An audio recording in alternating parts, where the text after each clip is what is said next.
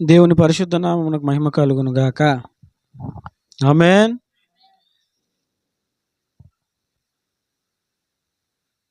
ఈ సంవత్సరాంతపు కృతజ్ఞత ప్రార్థనకు కూడి వచ్చిన దేవుని పిల్లలైన మీ అందరికీ నా వందనాలను తెలియజేస్తున్నాను. అదేవిధముగా ఈ సమయంలో మరొకసారి ఈ సంవత్సరము చివరి దినాన్న మరొకసారి మీకు వాక్యమును అందించుటకు ప్రభు నాకు ఇచ్చిన అవకాశాన్ని బట్టి దేవాతి దేవునికి నేను వందనాలు స్తోత్రాలు చెల్లిస్తున్నాను. ఈ రాత్రి దేవుడు మన కొరకు సిద్ధపరిచిన కొన్ని దివ్యమైనటువంటి మాటలు మనం విందాం. దయచేసి మీ బైబిల్ నుంచి అపోస్తుల కార్యములు 14వ అధ్యాయము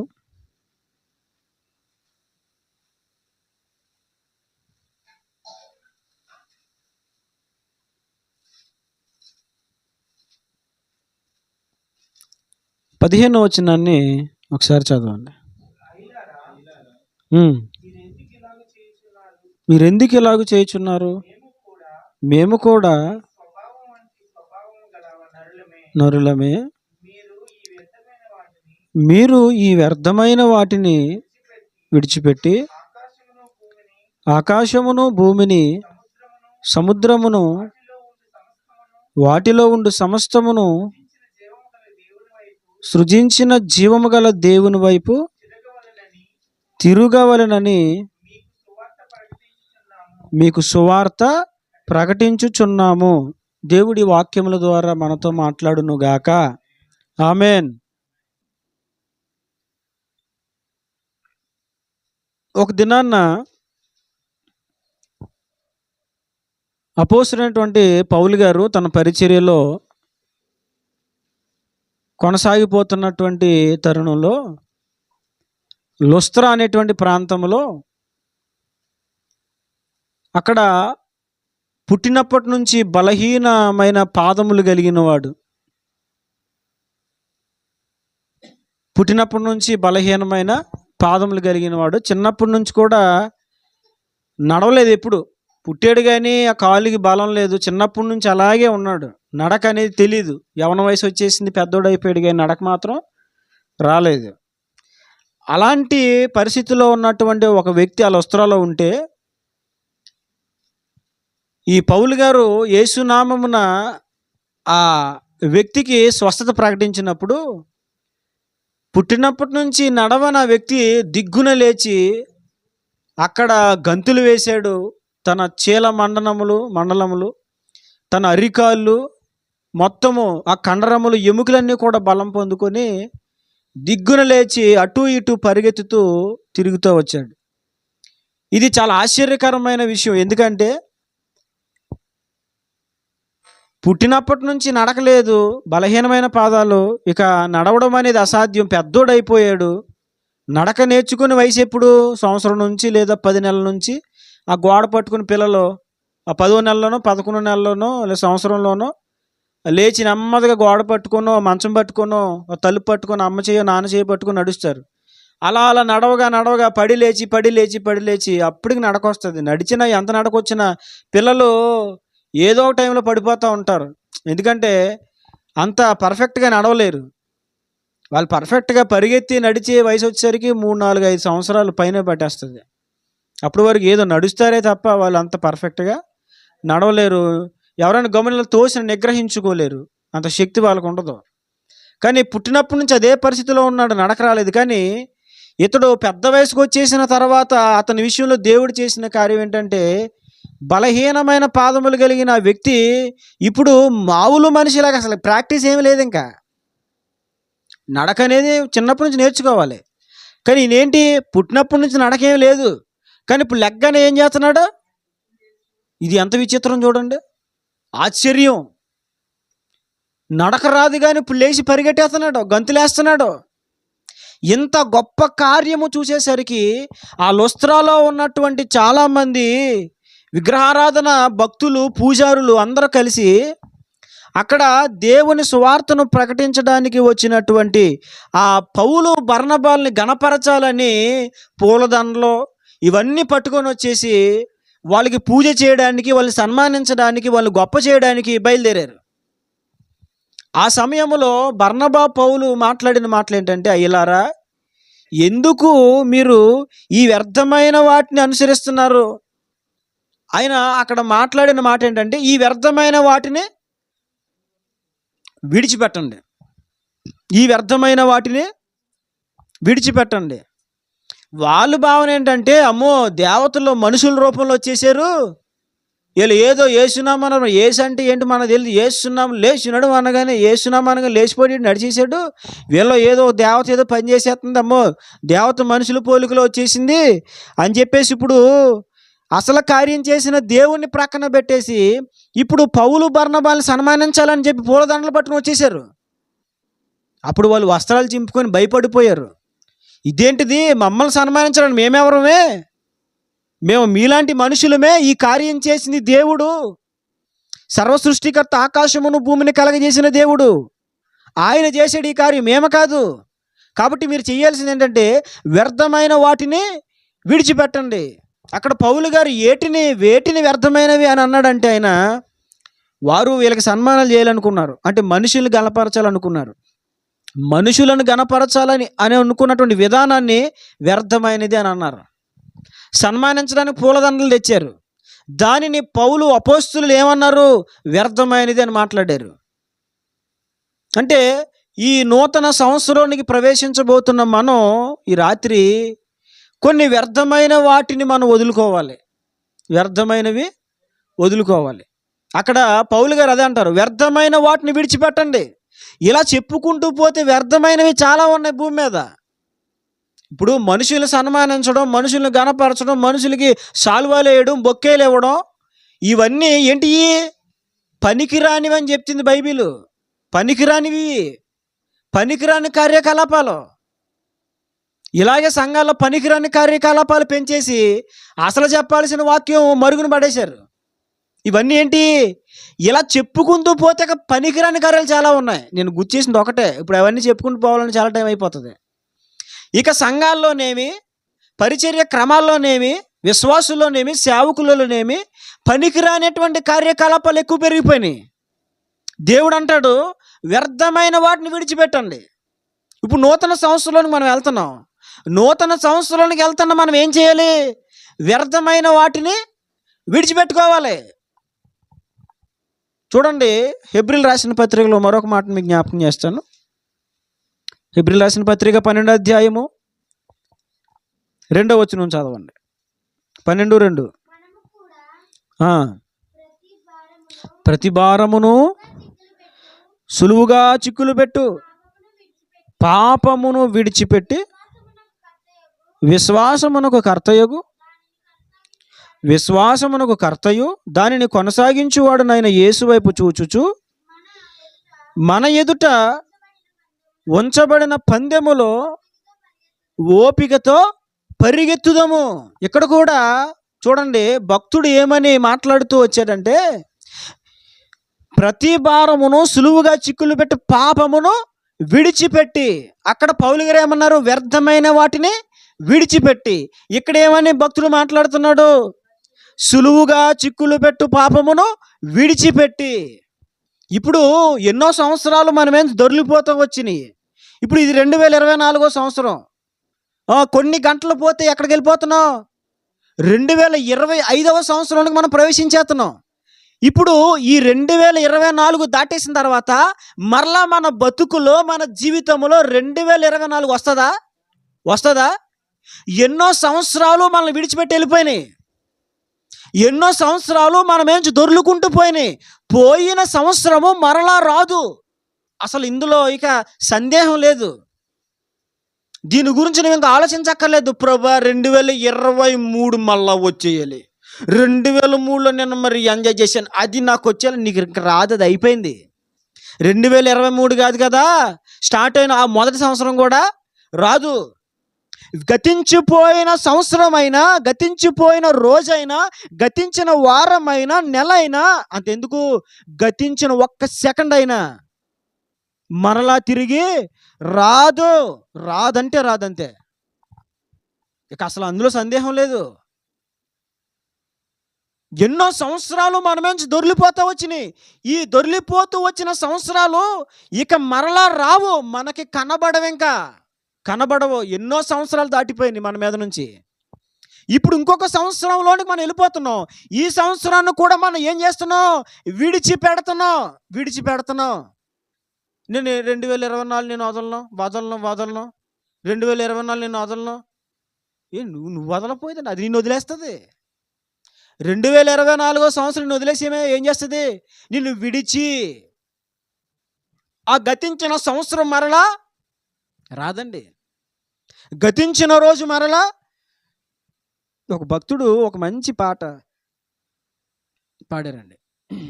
గడచిన రోజు మరలి రాదోయి, రేపు నీది కాదు, నేడే నీకు సొంతము. గడచిన రోజు. ఇప్పుడు ఈ సంవత్సరమును దాటి ఇంకొక సంవత్సరంలోకి వెళ్ళిపోతున్నాం. మీకు విషయం తెలుసా? ప్రతిరోజు, ప్రతి వారము, ప్రతి నెల, ప్రతి సంవత్సరము దేవుడు నీకు ఇస్తున్న గొప్ప అవకాశం అది. సంవత్సరం వదిలేస్తున్నాం అంటే ఏంటి? ఈ రోజుకి సరిపడిన అవకాశాలు దేవుడు మనకిచ్చాడు. అవి ఈ రోజు వరకే. రేపొద్దున అవకాశం మరలా రాదు. ఈ సంవత్సరాన్ని విడిచిపెట్టి మరొక నూతన సంవత్సరానికి ప్రవేశిస్తున్న మనం నేర్చుకోవాల్సిందేంటో తెలుసా? ఇదిగో ఒక అవకాశం పోతుంది. ఇప్పటికే ఈ 2024 సంవత్సరంలో 365 రోజుల్లో దేవుడిచ్చిన కొన్ని వందల వేల అవకాశాలు వదిలేసుకున్నాను. ఇప్పుడు నేను 2025లోకి వెళ్ళిపోతున్నాను. ఈరోజు కూడా ఏంటో తెలుసా? దేవుడు నీకు ఇచ్చిన ఒక అవకాశం. ఈ దినం, ఈ సమయం ఏంటో తెలుసా? దేవుడు నీకు ఇచ్చిన అవకాశం. ప్రతిరోజు కూడా దేవుడు మనకిస్తున్న అవకాశమే. దినాన్ని ఊరికనే వ్యర్థముగా గడిపేస్తారు చాలామంది. గంటలు ఊరికనే గడిపేస్తారు చాలామంది. టీవీ కాడ కూర్చొని 2-3 గంటలు అలా గడిపేస్తారు. పైపెచ్చు మన ఇంట్లో టీవీ లేకపోతే మీకు ఎలా టైం పాస్ అవుతుంది అడుగుతారు. చిన్నప్పటి నుంచి మా ఇంట్లో టీవీ లేదండి. మా నాన్నగారు కొనలేదు. ఎందుకని? మేము తక్కువలువా. టీవీ ఉంటే వాళ్ళని అలా వెళ్ళనిచ్చి సినిమాల మీద సినిమాలు. టీవీ లేకపోతేనే సినిమాలు చూసిన వాళ్ళు మేము. మా చిన్నాన్ని చెప్పాడు, ఇంట్లో టీవీ లేదండి, సినిమా హాల్కి వెళ్తే మా నాన్నగారు కాలు ఎరగొడతారు. అయినా అదేదో ఒక సినిమా అంట 25 సార్లు చూశాడు మా అన్నయ్య. 25 సార్లు సినిమా హాల్కి వెళ్ళి. మీరు చూసారు ఎప్పుడైనా? ఒక్క సినిమా 25 సార్లు చూడడానికి సినిమా హాల్కి వెళ్ళారా? Record break. మా అన్నయ్యకి నోబెల్ ప్రైజ్ ఇచ్చేయాలి. చెప్పుకోలేదు కానీ మా అన్నయ్య న్యూస్కి ఇచ్చేస్తే నోబెల్ ప్రైజ్ వచ్చేస్తుంది. ఒక్క సినిమా ఎన్నిసార్లు? 25 సార్లు. ఇంట్లో ఏం తెలీదు. ప్రతి గంట మనకి ఎలా ఉంటుందంటే చులకనగా ఉంటుంది. ప్రతిరోజు మన దృష్టికి ఎలా ఉంటుందంటే ఏదో టైం పాస్. ట్రైన్లో వస్తాడు బిస్కెట్లు. Time pass. ఏ పాస్? Time pass chips, time pass బిస్కెట్లు, టైం పాస్ అంటే ఏంటి? ఎగరేసుకుని తింటా, టైం పాస్. గమనించాలి, ప్రతి గడియ దేవుడు మనకిస్తున్న అవకాశమే. సరే, ఇప్పుడు గతించిన సంవత్సరం నువ్వు ఎన్నో అవకాశాలు వదిలేసుకున్నావు. దేవుడు నీకు ఇచ్చిన ఎన్నో అవకాశాలు నువ్వు చేజార్చుకున్నావు.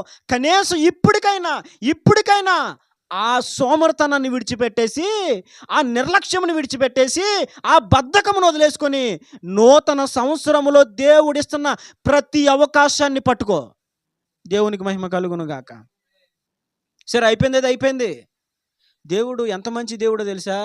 ఇంతవరకు నువ్వేం చేశారా, ఎక్కడ దూరేవరా, చెప్పరా, అక్కడికి వెళ్ళి ఏం చేసావురా, ఏం అడగడు దేవుడు. ఒక్కసారి నువ్వు ప్రభా ఇప్పటివరకు నువ్వు ఇచ్చిన అవకాశాలు నేను చేజార్చుకున్నాను నాయన, ఏదో అయిపోయింది ప్రభా, ఇప్పటి నుంచి నువ్వు ఇచ్చే అవకాశాలు నేను సద్వినియోగం చేసుకుంటాను నాయన. ప్రతి పునరుద్ధరణ ఆరాధన నేను సద్వినియోగం చేసుకుంటాను అయ్యా. ఇంటి దగ్గర ఉన్న ప్రతి గడియ నేను సద్వినియోగం చేసుకుంటాను నాయన. మన ఇంటి దగ్గర ఎల్లమ్మ పుల్లమ్మ కౌరులు చెప్పుకోవడానికి కూర్చుంటే గంటలు అయిపోతాయండి. 4 మగవాళ్ళు కూర్చున్నా, 4 ఆడవాళ్ళు కూర్చున్నా తెవల్లో ఏమనుకోద్ది ఆడపిల్లలు అక్కోళ్ళు ఏమనుకోర్లే, మంచోళ్ళు. అక్క, చెల్లి, అమ్మ అందరూ మంచోళ్ళే. మగోళ్ళ కంటే ఆడపిల్లలు కూర్చున్నారంటే ఈ తెమలదక ప్రోగ్రామ్ ఇది. ఇంకా ప్రోగ్రామ్ తెమలదండి. ఓ పక్కన భర్త లోపలికి వెళ్ళి రాదేంటి ఇంకానే, ఇంతసేపు మాట్లాడుతున్న, పొద్దున పిల్లలకి క్యారేజీలు పెట్టాలి, ఇంతసేపు అయ్యాలో అని లోపల ఆయన మూలుక్కుంటూ ఉంటాడు. వీళ్ళు మాత్రం రారు. సమయమంతా పాడు చేసాడు. ప్రతి సంవత్సరము దేవుడు మనకిస్తున్న అవకాశాలు, ఈ అవకాశం మనం చేజార్చుకున్నా. నేను చెప్తున్నాను, పోయిన అవకాశం మరలా రాదు. పోయిన సంవత్సరం ఎలాగో రాదో అలాగే పోయిన అవకాశం మరలా రాదు. ఈ సంవత్సరము చివరి దినముని రాత్రి మనం నేర్చుకోవాల్సిన ఒక విషయం ఏంటంటే, పోయిన అవకాశం మరలా రాదు. పోయిన సంవత్సరం నీ బతుకులోకి ఎలా రాదో మరలా 2024 తారీఖు వేస్తావు. నువ్వు పెన్నుతో వేయగలుగుతావా? వేస్తావా? నీ ఫోన్లో 2024 అనేటువంటి తారీఖుని ఫీడ్ చేసుకోగలుగుతావా? లేదు. ఎందుకని ఈ క్షణము, ఈ కొన్ని గంటలు గడిచిపోతే 2025 వచ్చేస్తుంది. అంటే వెళ్ళిపోతుంది, ఇంకా మళ్ళీ రాదు అది. ఆలోచించు, నీ జీవితంలో దేవుడు నీకు ఎన్ని అవకాశాలు ఇచ్చాడు. నువ్వు ప్రార్థన చేయడానికి, వాక్యం చదవడానికి, ఆయన సన్నిధిలో బలపడడానికి, ఆయన వాక్యం వినడానికి, ఆయనతో సహవాసం చేయడానికి, రక్షణ అనుభవంలోనికి రావడానికి, మారు మనసులోనికి రావడానికి, జీవితాన్ని బతుకును మార్చుకోవడానికి, మనసును మార్చుకోవడానికి, నీ కుటుంబాన్ని కట్టుకోవడానికి, నీ పిల్లలను చక్కబెట్టుకోవడానికి దేవుడు నీకు ఎన్ని అవకాశాలు ఇచ్చాడు. ఈ 365 రోజుల్లో ఏం చేసావు? ఎన్ని రోజుల అవకాశాలు దేవుడు ఇస్తే నీకు? ఇన్ని అవకాశాలు దేవుడిస్తే ఏం చేసావు? ప్రతిరోజు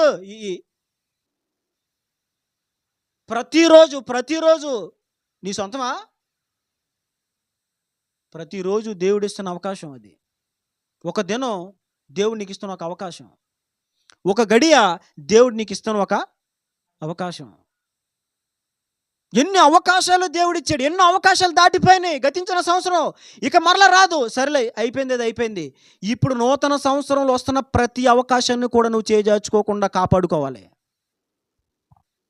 ఈ నూతన సంవత్సరంలో దేవుడు నీకు ఇస్తున్న ప్రతి అవకాశం నువ్వు పట్టుకోవాలి. ఏమో అవకాశాన్ని పోగొట్టుకుంటే మరలా తిరిగి రాదేమో. ఒక్కసారి అవకాశం పోయిందా మరలా తిరిగి రాదు. సిలువలో 2 దొంగలు, ఒక దొంగ ఏం చేశాడు? వచ్చిన అవకాశం పోగొట్టుకున్నాడా? యేసు, నువ్వు రాజ్యంతో వచ్చినప్పుడు నన్ను జ్ఞాపకం చేసుకుని ఆయన. అరే, ఎందుకు ఆయన అలా మాట్లాడతావు? మనమైతే ఈ నేరానికి శిక్ష అనుభవించడానికి మనం తగును, మన జీవితానికి సరిపోయింది. మనం ఈ శిక్ష అనుభవిస్తున్నామంటే మనల్ని చేసాం కాబట్టి అది సబబే మనకి. కానీ ఆయన ఏ నేరమో వాళ్ళ మాట్లాడకరా అని ప్రభుతో అంటాడు. యేసు, నీవు రాజ్యముతో వచ్చినప్పుడు నన్ను జ్ఞాపకం చేసుకో అంటే, ఆ సమయంలో వచ్చిన అవకాశాన్ని ఏం చేశాడు? ఒకవేళ ఆ వ్యక్తి కూడా ఆ క్షణాన్న అనుకున్నాడు అనుకో, మనం అంటాం కదా, అంటే ఏంటి? ఇది కాకపోతే ఇంకోటి వస్తుంది. చూడండి, ఒక విషయం గమనించాలి. డబ్బు పోయినా వస్తుంది. మన జీవితంలో మనం కోల్పోయిన డబ్బైనా వస్తుంది, కోల్పోయిన ఆరోగ్యమైనా వస్తుంది, కోల్పోయిన ఇల్లైనా వస్తుంది, కోల్పోయిన ఉద్యోగమైనా, వ్యాపారమైనా మరలా వస్తుంది. కానీ అవకాశాలు మరలా రావు. భక్తి చేయడానికి, దేవునికి దగ్గర అవడానికి, రక్షణ పొందడానికి, పరలోకానికి వారసులు కావడానికి అవకాశం మరలా రాదు. వచ్చిన అవకాశాన్ని మనం దుర్వినియోగం చేసుకోకూడదు. ఒకటి, అవకాశాలని కోల్పోయాం, కనీసం ఇప్పటి నుంచైనా దేవుడు ఇస్తున్న అవకాశాలు మనం కాపాడుకుందాం. రెండో మాట జ్ఞాపకం చేస్తున్నాను. ఇప్పుడు 2024 సంవత్సరం మనల్ని విడిచి ఏం చేస్తుంది? వెళ్ళిపోతుంది. విడిచిపెట్టేస్తుంది. ఎవరిని? మనల్ని వదిలేస్తుంది. ఇప్పుడు సంవత్సరం మనల్ని విడిచిపెట్టి వెళ్ళిపోతుంది కదా, మరలా వస్తుందా? రాదు. ఫస్టే చెప్పుకున్నాం కదా, మరలా రాదు. ఇప్పుడు సంవత్సరం మనల్ని విడిచిపెట్టి వెళ్ళిపోతున్న ఈ తరుణంలో మనం తెలుసుకోవాల్సిన రెండో మాట ఏంటి తెలుసా?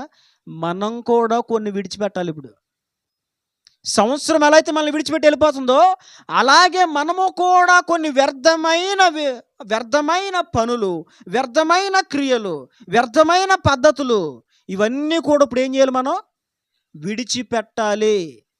వ్యర్థమైన వాటితో నూతన సంవత్సరంలోనికి అడుగు పెట్టడానికి వీలు లేదు.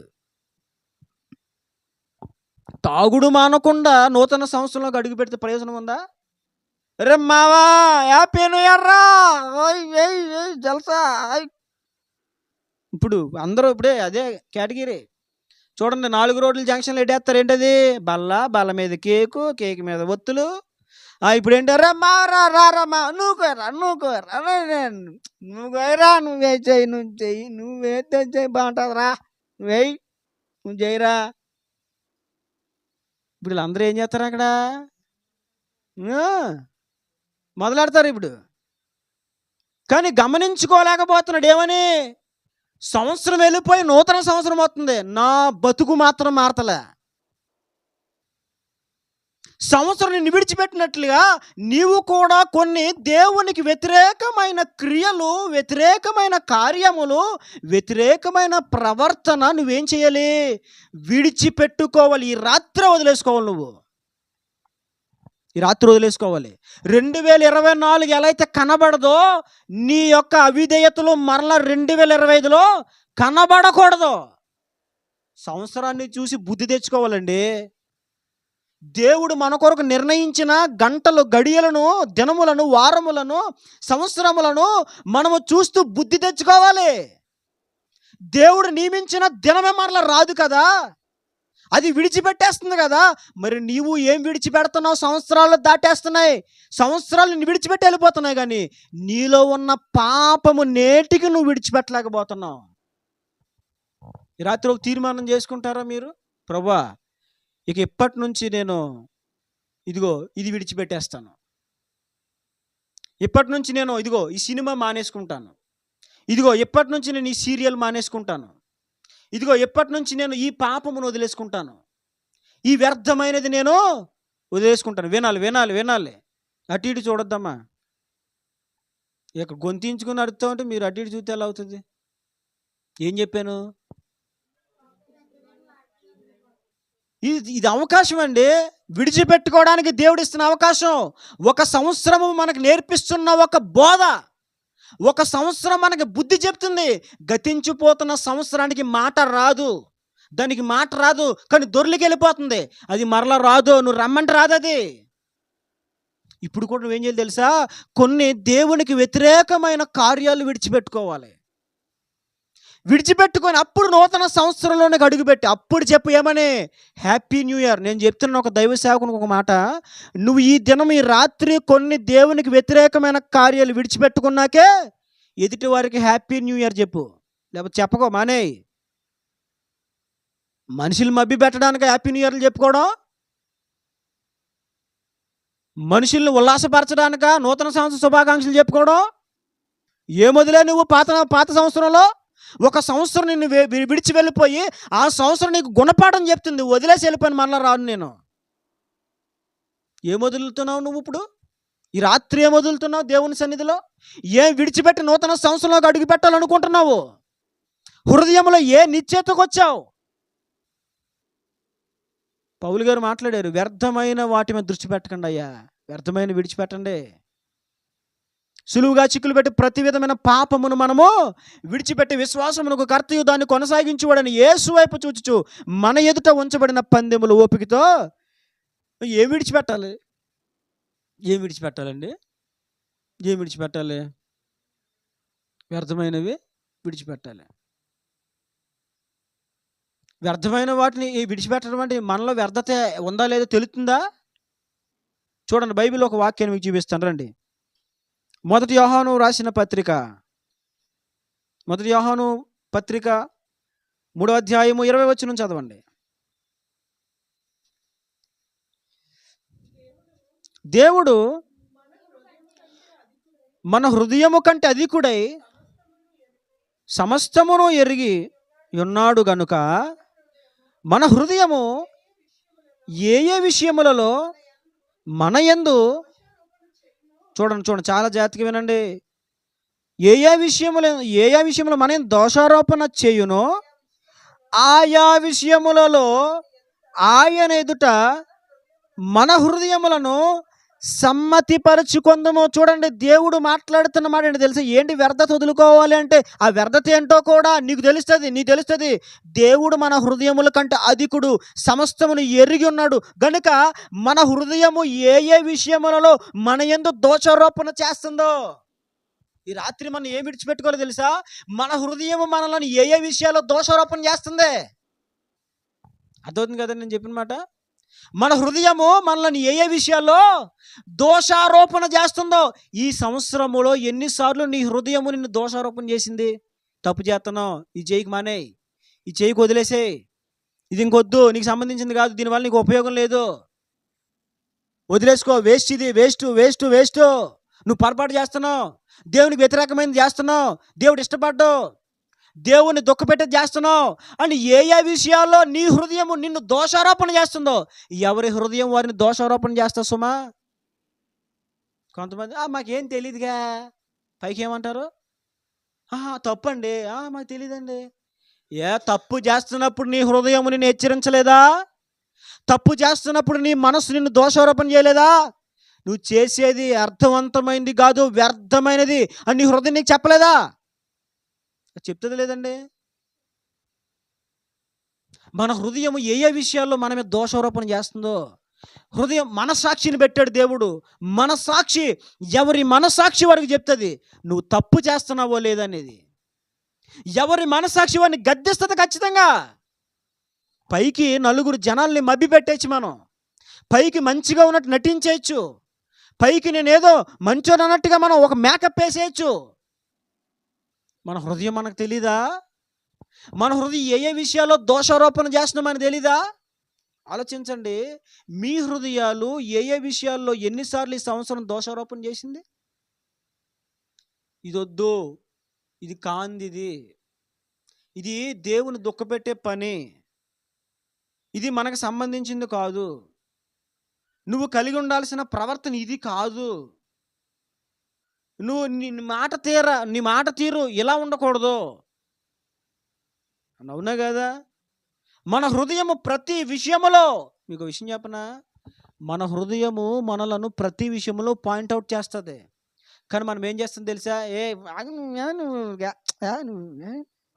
ఎవరినే మనం చేసే పని ఇదే, మనం చేసే పని ఇదేనండి. మన హృదయం మన మీద దోషారోపణ చేస్తున్నాం. మనం ఏం చేస్తాం? నోరు మూసి నూరుకోలే, నువ్వు ఊరుకో, అక్కడ మన హృదయంతో మనం చెప్పుకునేది ఇదే. అది చెప్పినప్పుడు ఏం చేస్తాం? తప్పు చేస్తున్నాడు, ఏంటి అత్త మాటలు మనసిరగా అంటది, ఇది ఆడు బాగున్నాడా, ఇడు బాగున్నాడా, ఇలా ఈడేమన్నా మంచిగా చేశాడు, ఆడు మంచిగా చేశాడా, వీళ్ళు మాలే ఉన్నారా, వాళ్ళు వాక్యానుసారంగా ఉన్నారా, వీళ్ళు మంచిగా ఉన్నారా, వీళ్ళందరూ అలాగ ఉన్నారేంటి, వీళ్ళందరూ నీతిగా బతికేశారండి, నువ్వు ఆగా అని మన మనస్సు మన మీద, మన హృదయం మన మీద దోషారోపణ చేస్తున్నప్పుడు మనము దాన్ని ఏం చేస్తామంటే త్రొక్కు పెట్టేస్తామండి. కానీ అవును నిజమే, మనస్సాక్షి నొప్పించే పని నేను చేయకూడదు. మీకు విషయం తెలుసా? జాతి వినండి. దేవుడు మనసాక్షిని పెట్టాడు, హృదయం పనిచేస్తుంది, అది స్పందిస్తుంది. దీన్ని నొప్పించే పని ఏమి చేయకూడదు, దీన్ని నొప్పించే పని ఏం చేయకూడదు. అర్థమవుతుందా? మనం ఏం చేస్తాం? హృదయాన్ని కఠినపరిచేసుకొని రాయిలా చేసేసుకొని దాన్ని మొత్తం మూలబడేసి ఇక ఆ హృదయము చెప్పే మనసాక్షి పలికే మాట స్వరం మనం వినం. ఈ రాత్రి ప్రభు మనతో మాట్లాడేది ఏంటంటే, మన హృదయాలు ఏ ఏ విషయాల్లో మన దోషారోపణ చేస్తున్నాయో అవి ఈ రాత్రి వదిలేయాలి. ఈ రాత్రే నువ్వు నూతన సంవత్సరానికి అడుగుపెట్టినప్పుడు నువ్వు ఎలా అడుగు పెట్టాలంటే అన్నీ విడిచిపెట్టి అడుగు పెట్టాలి. అన్నీ విడిచిపెట్టి ఏ విషయములో నీ హృదయము నిన్ను దోషారోపణ చేస్తుందో ఒకసారి నువ్వు ఆలోచించి. నీకు తెలుసు, నాకంటే బాగా తెలుసు నీకు. నీ హృదయం గురించి నీకు తెలుసు, నా హృదయం కోసం నాకు తెలుసు. నీ లోపం కోసం నీకు తెలుసు, నా లోపం కోసం నాకు, నీకున్న వ్యర్థతను కోసం నీకు తెలుసు, నాకున్న వ్యర్థతను గురించి నాకు తెలుసు. ఎవరి లోపం వారికి తెలుసు. కొంతమంది పాపం చేయరు కానీ చూస్తారు. ఇలాగా ఏం చేస్తారండి? చూస్తారు. కొంచెం అందంగా ఎవరైనా కనపడ్డారు అనుకో, ఏం చేస్తారు వీళ్ళు? చూస్తారు. ఇదేంటది?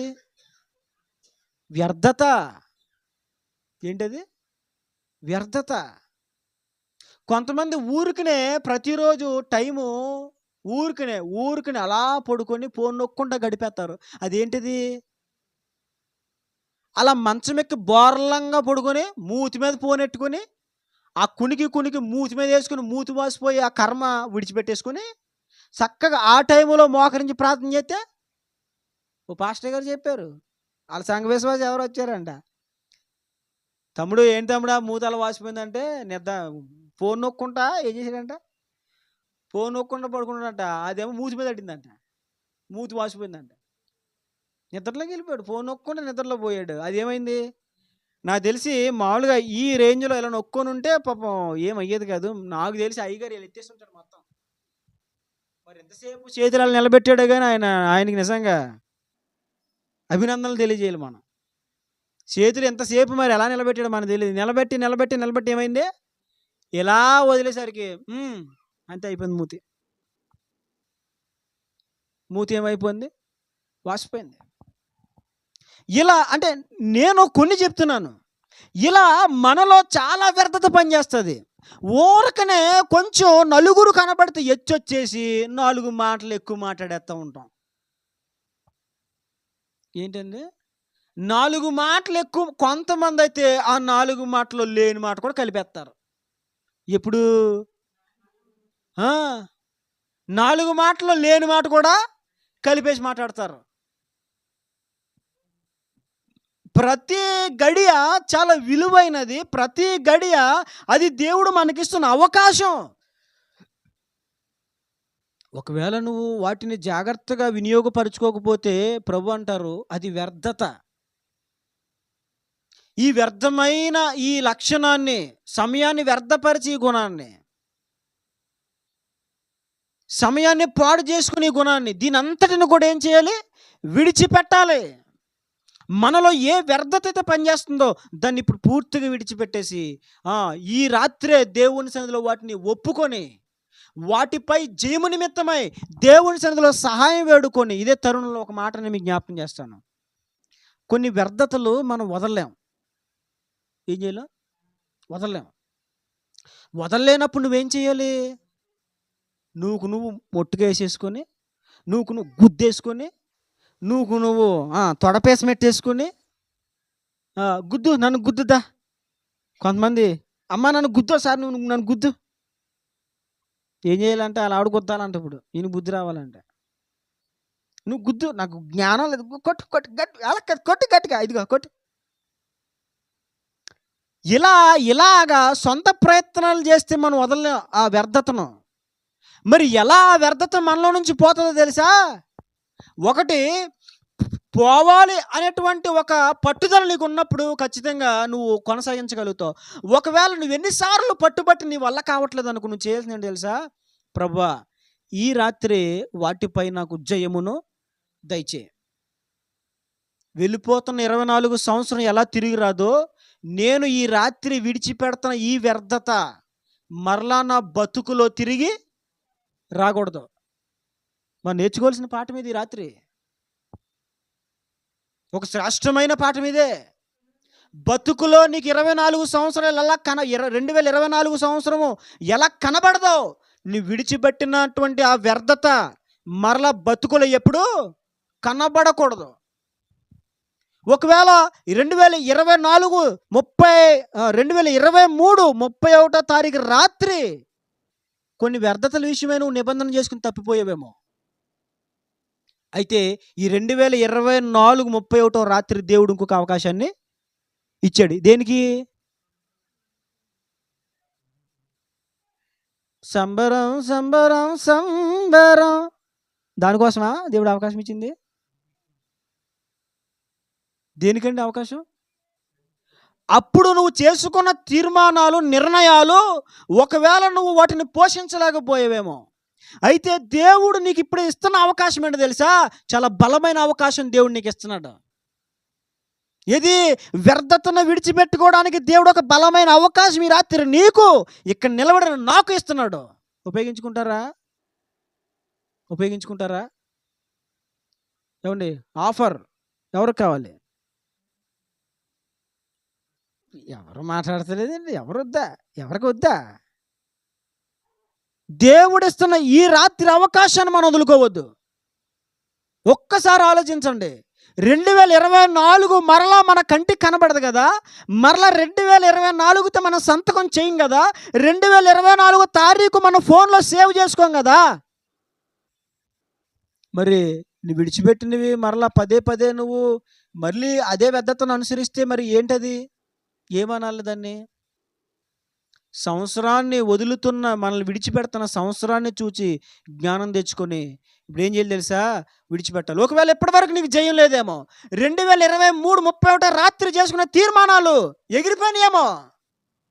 కొంతమంది తీర్మానాలు ఏం చేస్తారండి, పేపర్లో ఉన్నప్పుడు అబ్బో పేరు చెప్పేసాను నాయన, యేసయ్య స్తోత్రం నాయన. ఒక ఆయన వచ్చాడు, ఎప్పుడు 31వ తారీఖు రాత్రి వచ్చాడు దగ్గరికి. అది కూడా ఎలా వచ్చాడు అనుకున్నారు? ఫుల్గా తాగేసి వచ్చాడు. వచ్చి మాయా, ఆయన నాకు మాయ వచ్చాడు. నన్ను ఏమన్నాడు ఆయన? వరుసగా నేను మాయని కాకేసాను. ఇప్పుడు నన్ను ఏమన్నాడు? నన్ను మాయ అన్నాడు. ఇక ప్రార్థన స్టార్ట్ అయిపోద్ది ఒక గంటలోనే ఫుల్గా తాగేసి వచ్చాడు. వచ్చి మాయా, ఏంటి మాయా చెప్పండి. ఇప్పుడు తాగేసానా? తాగేసా. ఇప్పుడు వెళ్ళిపోతాను అన్నాడు. ఇంటికా? కాదు, మళ్ళీ వెళ్తాను. ఎక్కడికే? మళ్ళీ వెళ్తాను, మళ్ళీ వెళ్ళి మళ్ళీ తాగేస్తాను ఫుల్గా. ఇదిగో ఈ రోజుతో నేను మళ్ళీ దాన్ని ముగించేస్తున్నాను. నూతన సంవత్సరంలో దాన్ని టానిక్ జోలికి పోను. ఏంటది? టానిక్ అని కూడా ఆయన. ఇదిగో వెళ్తున్నానా, మళ్ళీ తాగేస్తాను, మళ్ళీ నూతన సంవత్సరంలో ఇంకెప్పుడు దాని జోలికి పోనా అన్నాడు. నేను అనుకున్నాను, ఫోన్ వెళ్ళారా బాబు, తాగితే తాడిగా ఇంకో పెగ్గో మళ్ళీని, ఇక నూతన సంవత్సరంలో దాని జోలికి పడేమనుకున్నాను. నూతన సంవత్సరంలోకి వచ్చేసిన తర్వాత రెచ్చిపోయాడక. ఏమైపోయాడండి? రెచ్చిపోయి ఎలా తాగాడు తెలుసా? తాగిన మందు సొక్కాయ ప్యాంటు కూడా అయిపోయింది, అంతగా తాగాడు. అంటే గొంతులో దిగకపోయిన దాన్ని ఇంకా అని గుడకలేస్తాడు. అది దిగి కక్కి మీదడి మొత్తం సొక్కాయ ప్యాంట్ అంతా అయిపోయి రోడ్డు మీద అయ్యగారు ఏం చేశాడు? పశుశాలలో పెంట కుప్పలో నేను పవలించినాను, పాపాత్ముడను నేను అన్నట్టు ఇప్పుడు అక్కడ ఏం చేస్తాడు? మొత్తం ఫుల్గా చేసేసుకుని మళ్ళీ అదే మావులు. నేను ఈ విషయాన్ని ఎందుకు చెప్తున్నాను తెలుసా? మనము ఈ సంవత్సరం విడిచిపెట్టినప్పుడు మనము కొన్ని రోషంగా కొన్ని నిర్ణయాలు తీసుకుంటాం. ఎవరైనా సిద్ధపడ్డారు? నిర్ణయాలు తీసుకోవడానికి సిద్ధపడ్డారు ఎవరైనా? ఈ చేతులు ఎత్తొద్దులే, చేతులు హృదయంలోనే సమాధానం చెప్పుకోండి. సిద్ధపడ్డారా? సరే. పోయిన సంవత్సరం కూడా ఏం చేశారు? నిర్ణయాలు తీసుకున్నారు. ఇప్పుడు దాకా కాపాడుకున్నారా? లేదండి, అయిపోయింది. కానీ ఇప్పుడు తీసుకున్న నిర్ణయాలు నేను చెప్తున్నాను, నీ బతుకు కాలం అంతా దేవుడు స్థిరపరుస్తాడు. నమ్మితే దేవుని స్తోత్రం అని చెప్పు. అది ఎలా సాధ్యమో తెలుసా? ఇప్పటి వరకు నీకు సాధ్యం కాలేదు, నిర్ణయాలు తీసుకున్నావు. అయితే ఎలా తీసుకున్నావు చెప్పనా? నీ సొంత నిర్ణయాలు, నీ స్వబుద్ధిని ఆధారం చేసుకుని, నీ శక్తిని, నీ బలమును ఆధారం చేసుకుని నిర్ణయాలు తీసుకున్నావు. ఈ రాత్రి నువ్వు చేయాల్సింది ఏంటి తెలుసా? ప్రభువా, ఇప్పటి వరకు నేనేదో నిర్ణయాలు తీసేసుకున్నాను కానీ నిలబడలేకపోయాను, ఇప్పుడు నిర్ణయాలు తీసుకుంటున్నాను, నీవు నా చేపట్టుకో. ఏమడగల దేవుణ్ణి? నిర్ణయం నేను తీసుకున్నాను, నన్ను నీవు నిలబెట్టు. నిర్ణయం తీసుకున్న ఈ రాత్రి, తీర్మానం చేసుకున్న ఈ రాత్రి మనం చేయాల్సిన పని ఏంటంటే, ప్రభువా నేను చేసుకుంటున్నాను కానీ నీవు నిలబెట్టగలవు. దేవుడు నిలబెడితే ఎలా ఉంటుందో తెలుసా? బ్రతుకు కాలంలో 2024 సంవత్సరం ఎలా కనబడదో, నీ జీవితంలో వ్యర్థత అలా కనబడదు, అలా నిలబెడతాడు దేవుడు. ఒకప్పుడు నేను లోకములు అలాగే తిరిగి లోక ప్రేమలో మునిగి మోసపోయి ఆ వ్యక్తిని మరల నేను చూడలేను, చూసానా చంపేస్తాను, లేదంటే నేనైనా చచ్చిపోతాను, నా కళ్ళ ముందు కనపడకూడదు నా బతుకు కాలంలో అనుకున్నాను. నా వల్ల అవ్వట్లేదు. ఏమవట్లేదండి? నా వల్ల అవ్వట్లేదు. కానీ దేవుడు ఆ విషయంలో నాకు ఎంత జయనిచ్చాడు తెలుసా? అదే వ్యక్తి ఉన్న సంఘములో వాక్యము చెప్పే శక్తిని దేవుడు నాకు ఇచ్చాడు. అదే స్త్రీని ఒక సహోదరి భావముతో ప్రేమగా మాట్లాడే ఒక అన్న హృదయాన్ని దేవుడు నాకు ఇచ్చాడు. అనుభవించి నేను చెప్తున్నాను. ఎవరో మాటలు కాదు, నా బ్రతుకులో నేను అనుభవించి చెప్తున్నాను. నీ విడిచిపెట్టిన దాన్ని మరలా తిరిగి చూడకూడదు అనుకుంటే ఈ రాత్రి నువ్వు ప్రభు సహాయం అడగాలి. ప్రభు నాకు సహాయం చేయి నాయన, నేను ఈ రాత్రి ఏదైతే వదిలిపెడుతున్నానో నా బ్రతుకులో మరలా చివరిసారి చెప్పాను ప్రభు సహాయం పొందుకొని చెప్పాను, ఇదే నా చివరి ఫోన్ కాల్, నా ఫోన్ నుంచి నీకు మరలా ఫోన్ రాదని చెప్పాను. దైవ సాక్షికి నిలబడి చెప్తున్నాను, ఈ రోజుకి నా ఫోన్ నెంబర్ నుంచి అటువైపు ఫోన్ వెళ్ళలేదు. నా కట్టెలో ఊపిరినంత వరకు పోతా చెప్తున్నాను. నా సామర్థ్యం వల్ల నేను చెప్పట్లేదు సుమా, దేవుడు నిలబెట్టాడు. ఎవరు నిలబెట్టారు? మరలా రాదది. నా ఫోన్లో కొంత వ్యర్థత ఉండేది, అనవసరమైన వీడియోలు ఉండేవి. అశ్లీలమైన వీడియోలు ఎప్పుడు పెట్టుకోలేదు, కానీ అనవసరం వీడియోలు కామెడీ ఇది. ఆ తర్వాత క్రికెట్ యాప్, ఒకరోజు వ్యర్థతను తొలగించాను, మరలా ఈ రోజుకి రాలేదు నా ఫోన్లోనికి ఆ వ్యర్థత. నువ్వు ఒక వ్యర్థతను వదిలేవంటే 2024 ఎలా రాదో మరలా నీ బతుకులోకి అలా రాకూడదు. నిర్ణయం తీసుకున్నావంటే నేను చెప్తున్నాను వినాలి, వ్యర్థతను వదిలేవంటే నువ్వు చావనైనా చావాలి, కానీ మరలా దాని జోలికి పోకూడదు. చావనైనా చచ్చిపోవాలి, కానీ దాని వైపు చూడకూడదు. అంత శక్తి ఎలా వస్తుంది? మరి ఎలా వస్తుంది? దేవుని సహాయము ద్వారా వస్తుంది. అంతటి బలం ఎవరిస్తారు? దేవుడిస్తాడు. ఇలా నా జీవితంలో ప్రతి వ్యర్థతను వదులుకుంటూ వచ్చాను, మరలా నేను దాని జోలికి, దాని పొలిమేరలకు వెళ్ళలేదు. అర్థమవుతుందా? ఈ రాత్రి నీవు కూడా నీ వ్యర్థతను వదిలేసుకునే విషయంలో ఈ రాత్రి నువ్వు ప్రభు సహాయాన్ని అడిగితే ఈ రాత్రి నీకు దేవుడు జయమిస్తాడు. అప్పుడు చెప్పే హ్యాపీ న్యూ ఇయర్ అందరికీ. సంవత్సరం నిన్ను వదిలేసి వెళ్ళిపోయింది. తాగుడు వదిలేవా నువ్వు? సంవత్సరం నిన్ను వదిలేసి వెళ్ళిపోయింది. వ్యభిచారం వదిలేవా?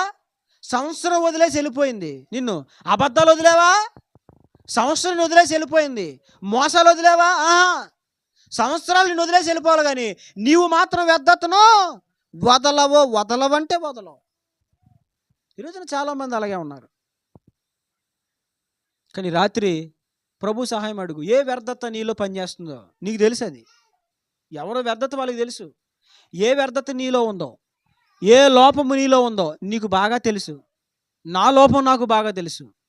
ఈ రాత్రి మనం చేయాల్సింది తెలుసా? ప్రభా, ఈ వ్యర్థతను నీవు తొలగించే, నాకు దాని మీద జయమును ఇవయ్యా. 2024 నాకు ఎలా మళ్ళా కనబడదో, ఇది నాకు కనబడకూడదు. అలాగా నీవు నాకు సహాయం చేయి.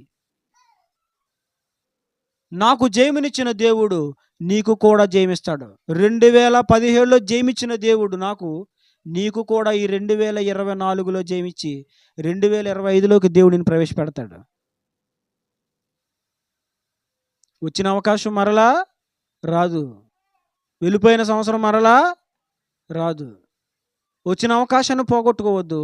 ఎలా అయితే వెళ్ళిపోయిన సంవత్సరం మరలా రాదు, అలాగే ఈ రాత్రి విడిచిపెడుతున్న దాని జోలికి మళ్ళీ ఎప్పుడూ పోవద్దు.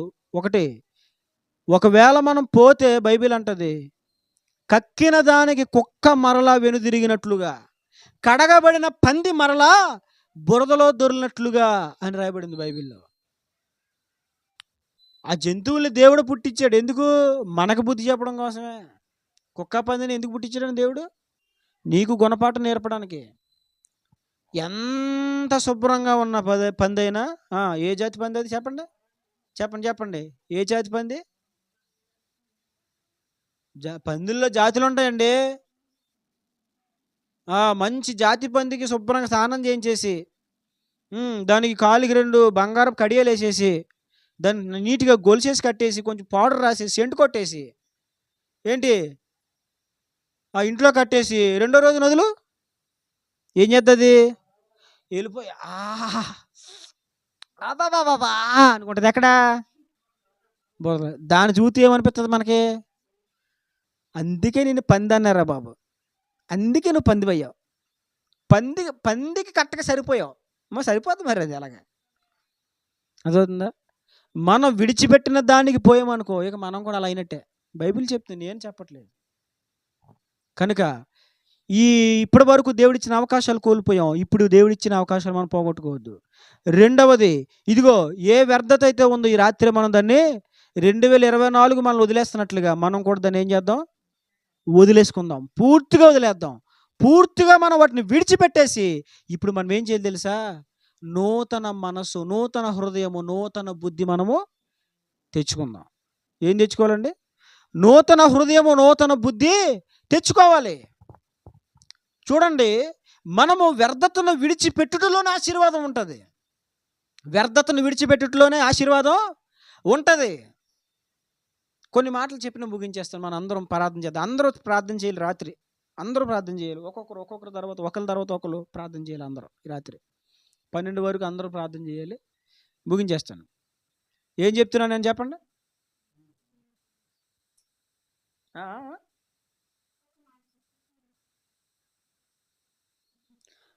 వ్యర్థతను మనం ఏం చేయాలి? విడిచిపెట్టేసుకోవాలి. మరి నేను చెప్తున్నాను, ఈ రాత్రి నువ్వు వ్యర్థతను వదిలే, నూతన సంవత్సరంలో నూతన కార్యాలు నీ జీవితంలో జరిగిస్తాడు దేవుడు. నిన్ను ఏదైతే పదే వెనక్కి లాగుతుందో, డిస్టర్బెన్స్ చేస్తుందో, ఏ వ్యర్థత అయితే నిన్ను వెనక్కి లాగేసి నిన్ను పాడు చేస్తుందో, నీ భక్తికి ఆటంకంగా ఉందో, దాన్ని రాత్రి వదిలేయి. ప్రభు సహాయం ద్వారా వదిలేయి. నేను చెప్తున్నాను, 2025 సంవత్సరం నీకు ఆశీర్వాదకరంగా మారిపోద్ది. 2025 సంవత్సరం నీకు దీవెనకరంగా మారుతుంది. ఈ స్టార్ మారిపోద్ది. ఇక మారాలంటే ఏం చేయాలి? దేవుడేమన్నాడు? లోతు, నీవు, నీ భార్య, నీ పిల్లలు ఆ ప్రాంతమును విడిచిపెట్టి రమ్మన్నాడు దేవుడు. సరే, వాళ్ళు వచ్చారు. పైకి ప్రత్యక్షంగా వదిలేరు, కానీ అంతరంగంగా ఏం చేయలేదు. ఎవరో చూడండి, వదలకపోతే వచ్చే ఇబ్బందులుగా ఉంటుంది. అక్కడ కురవబోతుందంటే భయంకరమైనటువంటి అగ్నిగంధకాలు కురవబోతున్నాయి. అగ్నిగంధకాల చేత మనుషులు బుగ్గిగా బూడిదిగా మారిపోబోతున్నారు. ఇలాంటి మాట వినబడినప్పుడు ఏం చేయాలి?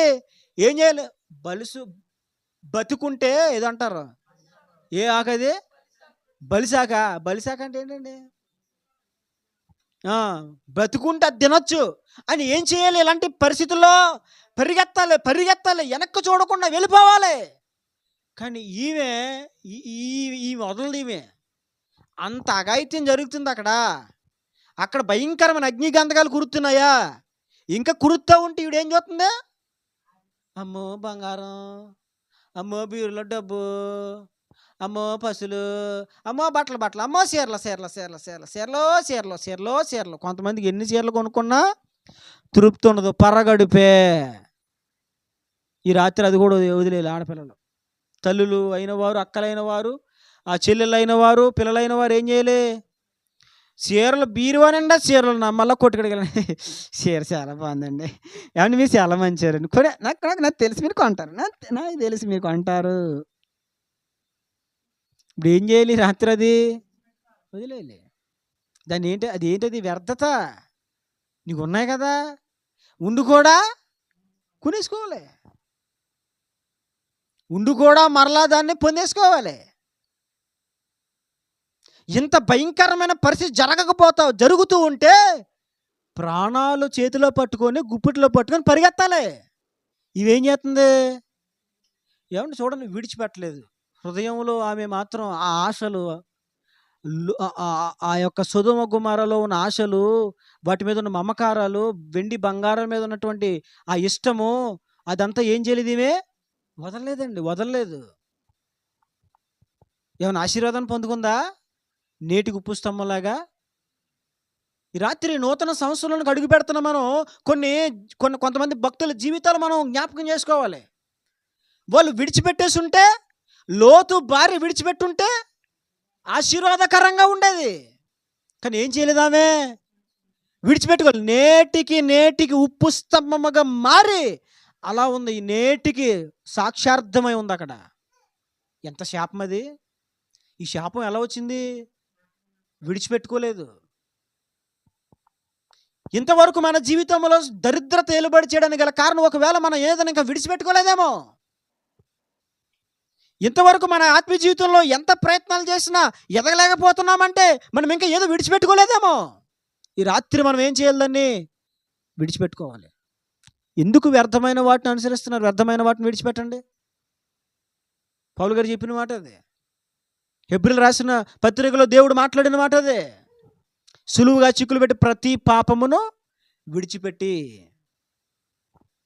చూడండి, బైబిల్లో కొంతమంది భక్తులు నేను మీకు జ్ఞాపకం చేసి ముగిస్తాను. చూడండి, ఆదికాండం 31:19. ఆదికాండం 31:19.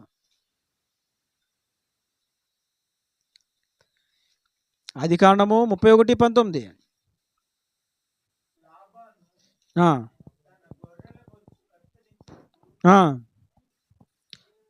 వెళ్ళి ఉండగా రాహేలు తన తండ్రి ఇంటనున్న గృహ దేవతలను చాలు.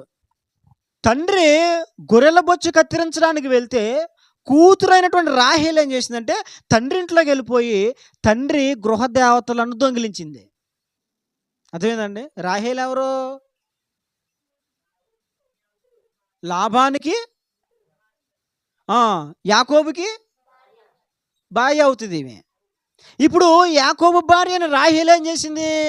నాన్న గొర్రెల బొచ్చు కత్తిరించడానికి వెళ్తే ఈమె ఏం చేసిందంటే ఆ ఇంట్లోకి వెళ్ళిపోయి నాన్నగారి ఇంట్లోకి. పొద్దున్నే నాన్నగారు ఏం చేస్తాడు? పొద్దున్న నాన్నగారు అక్కడ బొమ్మల ముందు నుంచొని ఆ గృహదేవతల ముందు నుంచొని కొంచెం దండం పెట్టుకొని గంటలోకి ఇచ్చేసి ఒత్తులకి ఇచ్చేసి ఉఫ్ అని అట్ల మీద అనేసి చేసుకుంటాడు ఆయన. ఈయన అటెళ్ళేసరికి ఈమె గారు గృహదేవతలను దొంగిలించి తెచ్చేసుకుంది. వచ్చేసిన ఆవిడ పోనీ చెప్పిందా? చెప్పలేదు. ఈలోపు యాకోబు ఏం చేశాడంటే మీ నాన్నని సరిగా చూడట్లేదు, మా వెళ్ళిపోదాం నడిచే, దేవుడు నాకు చూపించిన ప్రాంతానికి వెళ్ళిపోతే దేవుడు రమ్మని చెప్తున్నాడు, దేవుడు నాకు ప్రత్యక్షమయ్యాడు రండి అని చెప్పి భార్యలు తీసుకుని రాహేల్ని లేయని దాసీలను తీసుకొని పశువుల మందల పనులను తీసుకొని మామగారు చెప్పకుండా యాకోబు ప్రయాణం అయిపోయాడు. ఈలోపు గొర్రెల బొచ్చు కత్తిరించడానికి వెళ్ళినటువంటి లాబాను వచ్చాడు, ఇంటికి వచ్చాడు. ఇంటికి వచ్చి చూసేసరికి ఇంట్లో ఏం లేదు. గృహదేవతలు దండం పెట్టుకుందామంటే దేవతలు కనపట్లేదు. దేవతలు ఏమైపోయినాయి? ఇదిగో యాకోబు పారిపోయాడు కదా, యాకోబు పట్టుకుపోయి అంటాడు. యాకోబు ఏం చేశాడు? ఇటు పారిపోయాడు కదా, ఇడే పట్టుకుపోయి అంటాడు అని చెప్పేసి వెనకాల తరుముకుంటూ వచ్చి ఒక చోటుకు వచ్చిన తర్వాత అన్నాడు, నువ్వు పారిపోతే పారిపోయేవాలే, నా కూతురిని తీసిపోయేవాలే, నా గృహదేవతను ఎందుకు దొంగిలించావు నువ్వు అని ఇప్పుడు యాకోబుతో గొడవ వేసుకున్నాడు మాంగారు. ఇప్పుడు భయంకరమైన గొడవ జరుగుతుంది. ఎవరికే? మాంగారికి అల్లుడు గొడవ జరుగుతుంది. ఎందుకు దొంగిలించింది ఎవరో? ఈమె ఒంటె సామాగ్రిలో దాన్ని దాచి ఆ ఒంటె సామాగ్రి మీద చక్కగా దుప్పట్లు పరుచుకొని దాని మీద కూర్చొని నానొత్తి అందే, నేను కడగా ఉన్నా, నేను లేగలేను అన్నది. బయట ఏమవుతుంది? నాన్నకే భర్త గొడవ అవుతుందా? నువ్వేం చేస్తున్నావు? గృహదేవతను దాచుకున్నావా? గొడవ అవుతున్నప్పుడు ఏం చేయాలి నువ్వు? ఇంత గొడవ అవుతున్నప్పుడు, ఇంత భయంకరంగా గొడవ జరుగుతున్నప్పుడు ఏం చేయాలి నువ్వు? వదిలే, ఇచ్చేయి. ఆ గృహదేవతల బొమ్మలు వదిలేసి ఉంటే రాహేలు బతికి ఎంత బాగుండేది? వదిలిందండి. కొంతమంది ఎదుటోళ్ళు చచ్చిపోతున్న మాత్రం వదలరండి. కొంతమంది ఇంట్లో ఆర్థికంగా అంతా పతనమైపోయినా, తింటాకి తిండి లేకపోయినా కొంతమంది త్రాగుడు మానరు. కుటుంబాలు పిల్లల భవిష్యత్తులో పాడైపోతున్నా కొంతమంది తండ్రులు తల్లులు వాళ్ళు బుద్ధులు మార్చుకోరు. అరే నీ బుద్ధి వల్లే కదా పిల్లలు పాడైపోతున్నారు, మార్చుకోవచ్చు కదా, ఆ వ్యర్థ ప్రవర్తన వదిలేసుకోవచ్చు కదా. ఇంత గొడవ జరుగుతూ ఉంటే ఆ విగ్రహాలను ఇచ్చేచ్చు కదా, వదిలేసుకోవచ్చు కదా. గొడవ జరిగినా పర్వాలేదు, నాన్న భర్త కొట్టేసుకున్నా పర్వాలేదు, నేను మాత్రం ఇది అంటే ఎందుకు వీటిని జ్ఞాపకం చేస్తున్నానంటే, మనము మన జీవితంలో కొన్ని వ్యర్థమైన వాటిని వదలకపోతే, వ్యర్థతను విడిచిపెట్టుకోకపోతే అది రేపొద్దున మన ప్రాణానికి ముప్పుగా మారిపోతుంది. మారిపోతుందండి. ఏమండి, ఎండ్రు చుక్క ఎంత తాగితే సత్తామండి? ఎంత తాగితే సత్తాం? ఇంత చాలు, లీటర్ ఏమి వేసేసుకోక్కర్లేదు. ఒక బొక్కుడు వేసుకుని చాలు, ఒక కప్పు, ఒక మూత, చిన్న మూత, డబ్బా మూతలు వేసుకుంటే సరిపోద్ది. వ్యర్థత కూడా అలాంటిదే. చిన్నది చాలు, దేహం అంతా పాడు చేయడానికి చిన్నది చాలు, మన జీవితం పతనమైపోవడానికి. పాలి నాన్న, వెంటిలేషన్ సరిపోలేట్టుంది అడిగి, వెంటిలేషను లేదు అందుకని. లేకపోతే కొద్దిసేపు అలా తీసుకెళ్ళు, తలుపు తీసి అలా తలుపు దగ్గర తీసుకెళ్ళు. అది అడిగి వెంటిలేషన్ సరిపోక అలా బాధపడు. చెప్పండి, ఏం చెప్పాను? రాహేలు ఏం చేయలేదండి? వదలలేదు. చివరికి ఏమైంది? మార్గంలో వెళ్తూ వెళ్తూ బిడ్డను కని చనిపోయింది. యాకోబు చెప్పాడు, ఆ గృహదేవత ఎవరి దగ్గర నీకు దొరుకుతుందో వాళ్ళు నిశ్చయంగా చచ్చుదురుగాక అన్నాడు. భర్తకి తెలియదు కదా. పోనీ ఏంటి వెళ్ళారా, నేను తెచ్చాను అని చెప్పచ్చు కదా. అది చెప్పలేదు. భయంకరంగా గొడవ అవుతూ ఉంటే కాముగా ఉన్నది. కనుక ఆలోచించండి, మనము వ్యర్థమైన వాటిని ఇంకా విడిచిపెట్టకుండా వాటిని పట్టుకుని ఉంటే కనుక మన జీవితంలో కూడా ఇలాగే నష్టాన్ని మనం చవి చూడాల్సి వస్తుంది. చూడండి, బైబిల్లో ఇంకొక 3 వాక్యాలు మీకు జ్ఞాపకం చేసి ముగిస్తాను. ఆమోసు గ్రంథం 5వ అధ్యాయం 20వ వచనం. ఆమోసు గ్రంథము 5వ అధ్యాయం 20వ వచనం.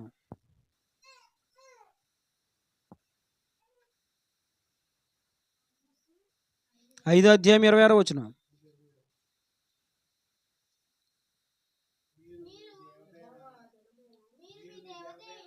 మీరు మీ దేవత అయిన మోలేకు గుడారమును మీరు పెట్టుకొనిన విగ్రహముల పీఠములను మీరు మోసుకొని వచ్చితిరి కదా. చూడండి, ప్రభు ఇక్కడ ఇశ్రాయేలు గురించి మాట్లాడుతూ ఏమన్నారు తెలుసు? 25వ వచనం నుంచి చదివితే, ఇశ్రాయేలారా, అరణ్యమందు 40 సంవత్సరములు మీరు బలులు నైవేద్యములు నాకు అర్పించితిరా. మీరు మీ దేవతను మోలేకు గుడారము మీరు పెట్టుకుని విగ్రహముల పీఠమును మీరు మోసుకొని వచ్చితిరి కదా అని దేవుడు మాట్లాడాడు. వాస్తవంగా చెప్పాలంటే ఇశ్రాయేలీలు దేవుని మందసమునే మోసుకొచ్చారు. వాస్తవంగా చెప్పాలంటే దేవుని బలిపీఠం దగ్గరే వారు బలిలర్పించారు. కానీ దేవుడు మాట్లాడాడు, మీరు మీ దేవతైన మోలేకు గుడారమును మీరు మోసుకొచ్చారు. మీరు బలులు నాకు అర్పించలేదు, మోలేకు అర్పించారని దేవుడు మాట్లాడాడు. కారణం ఏంటి తెలుసా? వారు ఐగుప్తు దేశం నుండి వచ్చారే కానీ వాళ్ళు ఏం చేయలేదు తెలుసా? అక్కడ వాళ్ళు చేసిన విగ్రహారాధన ఏం చేయలేదు, వీళ్ళు విడిచిపెట్టలేదు. విడిచిపెట్టని వారందరూ, నేను చాలాసార్లు చెప్తాను, విడిచిపెట్టని వారందరూ అరణ్యముల ఆకుల్లాగా రాలిపోయారు. మీరు ఎవరిని సేవింపకోరుకొనినను నేనును నా ఇంటి వారిని యెహోవాను సేవిస్తాము అని మాట్లాడినటువంటి యెహోషువ, కాలేబు వాళ్ళు మాత్రమే మిగిలారు. ఈ వ్యర్థతను విడిచిపెట్టని వాళ్ళందరూ ఏమైపోయారు? ఈ రాత్రి మాటలని దేవుడు మనతో మాట్లాడడానికి గల కారణం ఏంటి తెలుసా? ఏ చిన్న వ్యర్థత అయినా మనం వదులుకుంటే మేలు. ఒకవేళ వదులుకోలేని వాళ్ళ యొక్క జీవితాలు ఏమైపోయినాయి? ఆశీర్వాదకరంగా లేవు వాళ్ళ జీవితాలు. నెమ్మది లేదు వారి కుటుంబాల్లో, సమాధానం లేదు వారి కుటుంబంలో, ఐక్యత లేదు వారి కుటుంబంలో, ప్రశాంతత లేదు వారి కుటుంబాల్లో. కనుక ఏం చేయాలి? మనం వ్యర్థతను ఇశ్రాయేలీయులు విడిచిపెట్టలేదు. ఆ మోలేకును పూజించడం మానలేదు. దేవుడు విమోచించిన దేవుణ్ణి వారు అనుసరించడం మానేసి గుండెల్లో మాత్రం ఏముంది? గుండెల్లో ఏముంది? గుండెల నిండా ఏముంది? మోలేకు మోలేకు మోలేకు మోలేకు మోలేకు మోలేకు మోలేకు ఇదే ఉంది గుండెల్లో. పెదవులతో మాత్రం నా ప్రియుడా యేసయ్యా, నీవు లేని క్షణమైన నేను బతకలేను స్వామి. Jesus, I want to worship you. ఏంటిది? వాళ్ళు అలాగే చేశారు. ఓ యెహోవా దేవా, గొప్ప దేవా, సర్వోన్నతుడా, మహాకాశములు పాట్టజాలని దేవా. ఇదంతా ఏంటిది? పై మాట. గుండెలో మాత్రం ఏదోటి ఉంటుంది. నేను చెప్తున్నాను, గుండులో ఏదోటి ఎట్టుకుని పైకి ఇక్కడికి వచ్చి ఆరాధన తిథి ఆరాధన హై ఆరాధన తిథి అసలు వేస్ట్ది వదలకుండా ఎంతసేపు ఆరాధన ఆరాధన ప్రభా స్తోత్రం అసలు పని అవ్వదు. నీ మరో దేవుడు వినడు. ఆత్మీయ జీవితం అభివృద్ధికరంగా ఆశీర్వాదకరంగా ఉండదు. దాన్ని వదిలేయి. అప్పుడు ఏసేచి కూర్చుంటారు లోపల. వీళ్ళు వదలలేదు. వాళ్ళ జీవితాలు ఆశీర్వాదకరంగా లేవు. ఇంకొక 2 మాటలను మీకు చూపించి ముగిస్తాను చూడండి. సొలొమోను గురించి రాయబడినటువంటి సంగతి. మొదటి రాజుల గ్రంథం 11 అధ్యాయము 9వ వచనం. మొదటి రాజులు 11:9.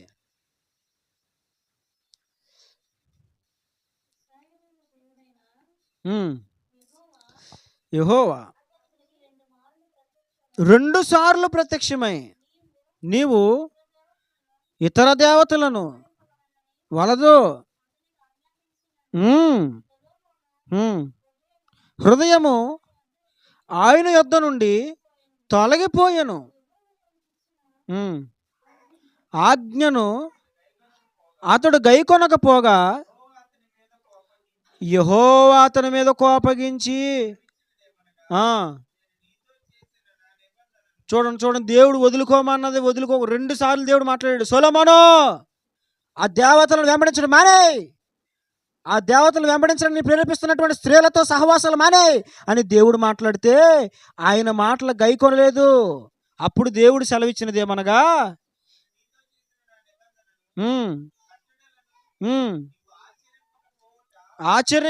ఆచరింపకపోవుట నేను కనుగొనుచున్నాను గనుక ఈ రాజ్యము నీకుండకుండా నిత్యముగా తీసివేసి నీ పనోడికి ఇస్తాను. నీ దగ్గర పనిచేసేవాడు ఉన్నాడే, పనోడు పాలేరున్నాడే, నీ రాజ్యం తీసుకెళ్ళి ఎవరికి ఇస్తాను? నీ దగ్గర పనిచేసే పాలేరుకి ఇస్తాను అన్నాడు దేవుడు. ఎవరితో మాట్లాడే దేవుడి మాట? సొలొమోను. రాజు దగ్గర పనిచేసే పాలేరికి ఈ రాజ్యమంతా దేవుడు ఇవ్వాలని నిశ్చయించుకున్నాడు. గల కారణం ఏంటో తెలుసా? సొలొమోను దేవుని మాట 2 సార్లు దేవుడు మాట్లాడిన ప్రత్యక్షమైన సొలొమోను వద్దమ్మా, వద్దు, వదిలేయి. వ్యర్థమైన స్త్రీలతో సహవాసం వదిలేయి, వ్యర్థమైన విగ్రహారాధన వదిలేయి అని దేవుడు 2 సార్లు ప్రత్యక్షమై మాట్లాడి ఏం చేశాడు?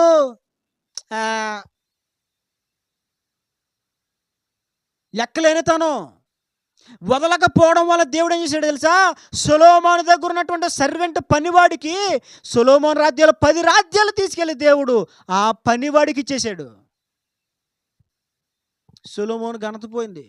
ఒకప్పుడు గొప్ప జ్ఞానమును సంపాదించిన వాడు, తన జ్ఞాన వాక్కులు వినడానికి భూమి దిగంతముల నుండి ప్రజలు ఎంతో మంది వచ్చారు, ఎంతో మంది. అంతేకాదు కొందరైతే ఒక్కసారి బతుకులో ఒక్కసారి సొలొమోను చూస్తే సరిపోద్ది అని అనుకున్నారు.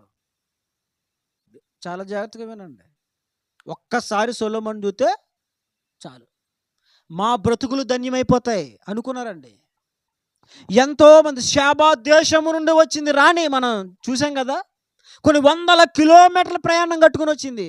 ఎందుకని? అతని జ్ఞానము, ఆ రాజ్యంలో ఉన్న మహిమ ఇవన్నీ విని ఇప్పుడు ఆయన చూడడానికి పనిగట్టుకొని రాజ్యం వదిలేసి వచ్చింది. ఎంత జ్ఞానవంతుడో చూడండి. గొప్ప జ్ఞానం, వివేచన దేవుడు అతనికి అనుగ్రహించాడు. అంతేకాదు సొలొమోను ఒకప్పుడు గొప్ప ప్రార్థనా పరుడు. తెలుసా మీకు ఆ మాట? ఒక గొప్ప ప్రార్థనా పరుడు. దేవుని కొరకు ఒక దేవాలయమును కట్టి ఆ దేవాలయం ఎదుట మోకాళ్ళుని ప్రార్థన చేసి ప్రార్థన ముగించక ముందే ఆకాశములో నుండి అగ్ని దిగొచ్చింది. మనం ఒక గొప్ప భక్తుడు ప్రార్థన చేసి అగ్ని దిగొచ్చినట్టు చూస్తాం. ఎవరండి? ఎలియా. నీవే దేవుడు అనియు, నేను నీ సేవకుననియు, నీ సెలవు చేత నీ కార్యములను జరిగించుచున్నాననియు ఈ ప్రజల ఎదుట నీవు కనుపరచని ప్రార్థన చేస్తూ ఉండగానే ఆకాశములో అగ్ని దిగివచ్చి కందకం మీద ఉన్న కట్టెల మీద ఉన్న మాంసమును సహితము కూడా కందకము కింద ఉన్న రాళ్ళను సైతము బుగ్గిగా మార్చేసి ఒక బలమైన అగ్ని జ్వాల వచ్చి కాల్చేసింది.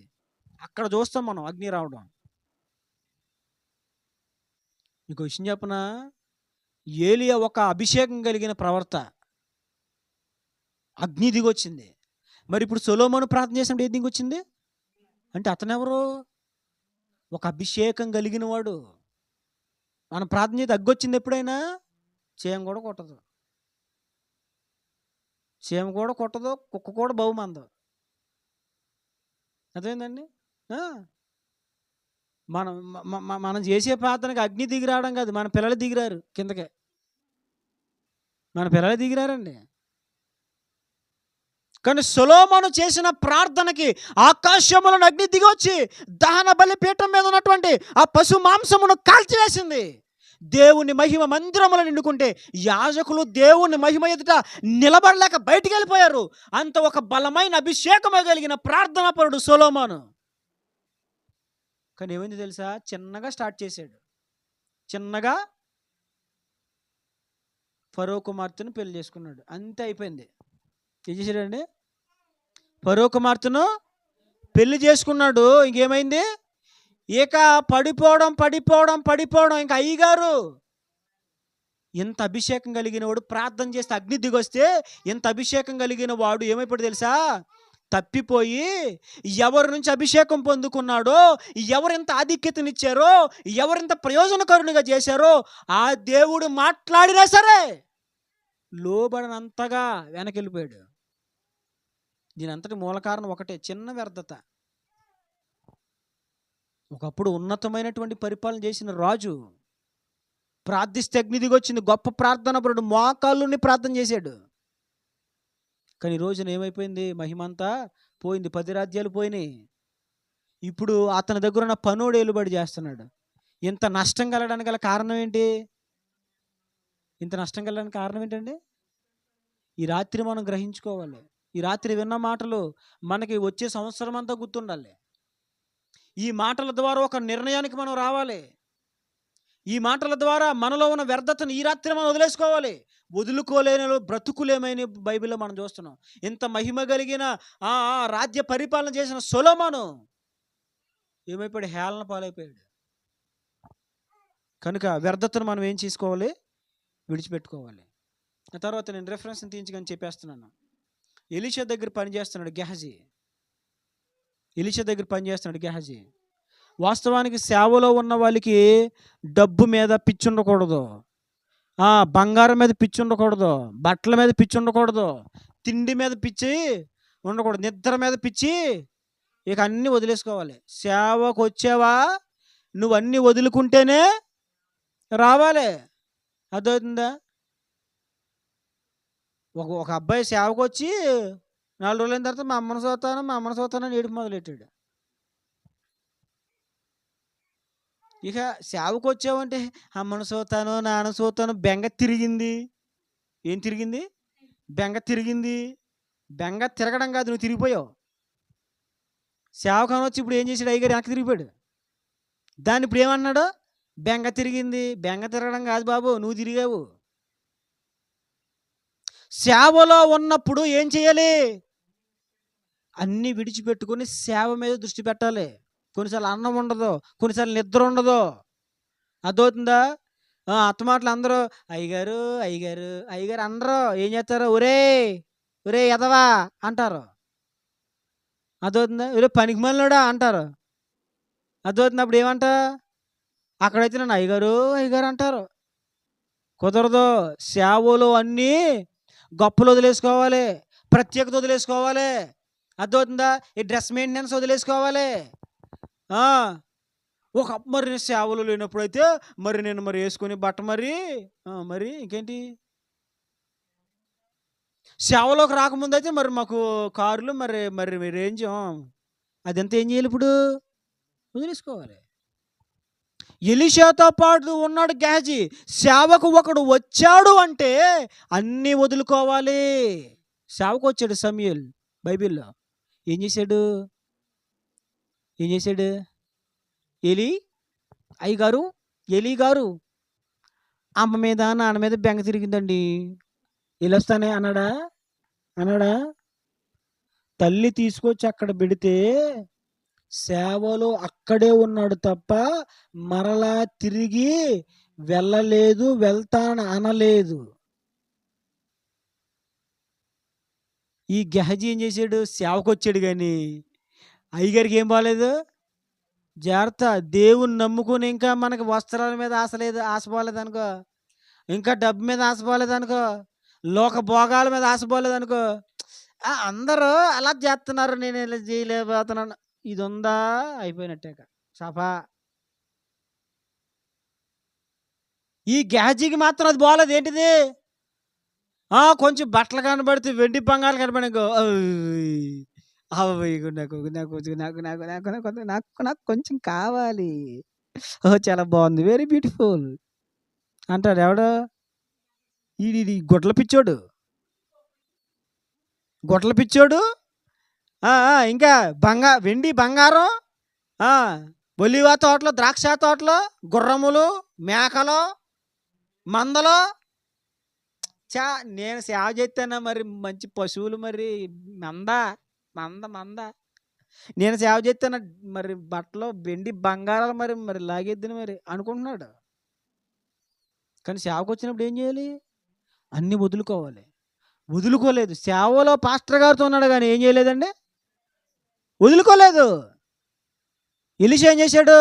నీది నాకు శుద్ధ మొక్క కూడా వద్దు, నాకేమి, నీది నువ్వే ఉంచుకో, తీసుకెళ్ళిపో. బతిమాలాడండి వచ్చినాడు, బ్రతిమాలాడు. అయ్యా అయ్యా అయ్యా తీసుకో అయ్యా, నువ్వు తీసుకుంటే నేను సంతోషపడతాను, నువ్వు తీసుకుంటే నేను సంతోషపడతాను. కొంతమంది నాకు కానుకిస్తారు. అలానేదని తెలుసా? మీరు తీసుకుంటే మాకు తృప్తిగా ఉంటుంది. మీకు తృప్తిగా ఉంటుందిలే, నాకు గలిబిలు అయిపోద్ది. ఇప్పుడు నాకు గలిబిలు అయిపోద్ది. అదవుతుందండి. అంటే అందరి గురించి నేను చెప్పట్లేదు. కొందరు మార్పు లేకుండా కానుకిస్తారండి. ఇప్పుడు మార్పు లేకుండా కానుకితే నాకెందుకండి? నేను కోరేదంటే నీ కానుక. మరి ఏంటి నేను కోరాను? నేను మార్పు కోరాను,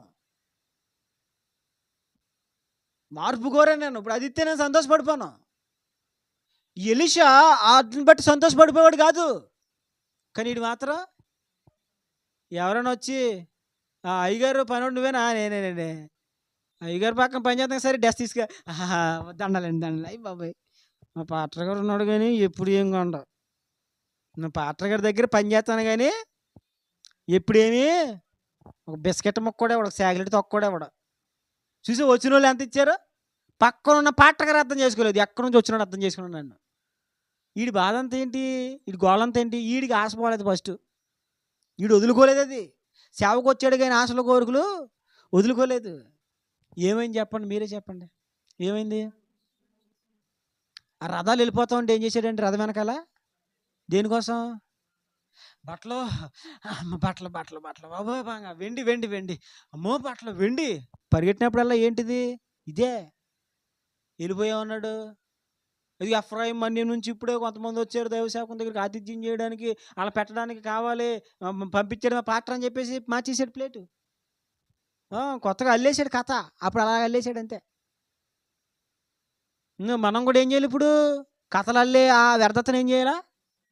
కొంతమంది ఏం చేస్తారు? కథలు అల్లేస్తారండి. పాస్టర్ గారి ముఖానికి గుడ్డి కళ్ళజోడు పెట్టేస్తారు. ఎవరికి?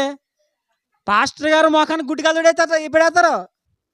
పాస్టర్ గారు అలా కాదండి, ఇలా అవునమ్మా, పాస్టర్ గారు గుడ్డి కళ్ళజోడు.